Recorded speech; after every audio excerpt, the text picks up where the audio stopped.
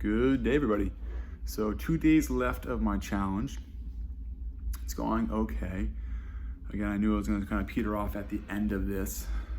Already completing my goal of running and the chin-ups.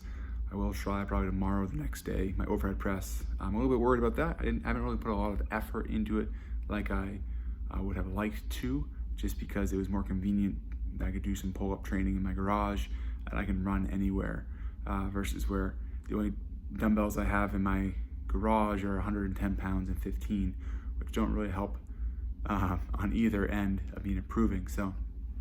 But today I want to talk about what we call threshold training, what it has to do with the cardiovascular system. And you can take a nap real quick as I talk through these three words. So there's three main systems. There's anaerobic, meaning without air, there's lactic, and then there is the aerobic system. So anaerobic lasts for about like 0 to 10 seconds. And then you get your lactic, which is about 1 minute to 1.5 minutes of work. And then you have aerobic, which lasts for hours.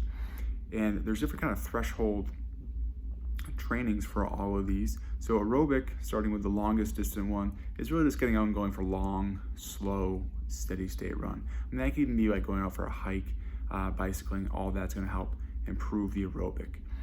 And then to kind of improve the lactic and alactic is a little bit harder, because now you're working on power and then maintaining that power output for a longer period of time, knowing that the peak for them is going to be that shorter time. So for lactic, the peak's going to be like that 1 minute to 90 seconds, and then the anaerobic is going to be at like 10 seconds is going to be your peak. But we can also train to kind of push that peak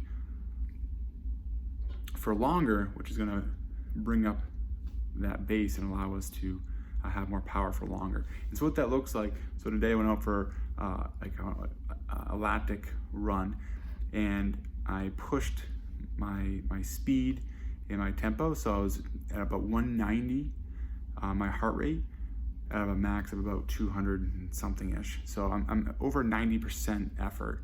And I did that, I held that for about 7.5 minutes to almost 10 minutes, and then eased off for a minute. And so what that's gonna do is gonna, one, mentally push me, but it's also gonna push my cardiovascular system.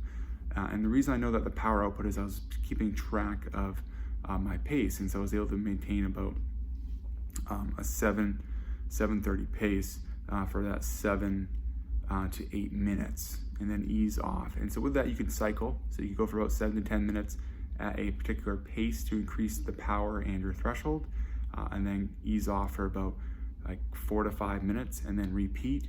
The longer the duration, the less power you're gonna put out. And then again, if I wanted to work my aerobic, it's very similar, but it's just gonna be a lot shorter. So it might be full out sprints for 10 seconds with like a 2-minute recovery and repeating from there. And so pushing and improving these thresholds is important long-term for power output. And what that's gonna cause me to do in the long term, I'm gonna be able to run faster. I'm eventually gonna be able to run further as well.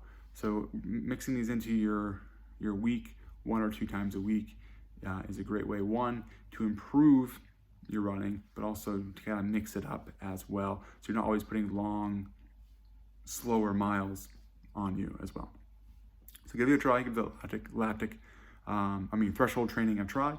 One, it's fun. It's also shorter too. It only takes like anywhere between 15 to 20 minutes versus maybe 30 minutes to an hour. Have a wonderful day, and I will see you all tomorrow.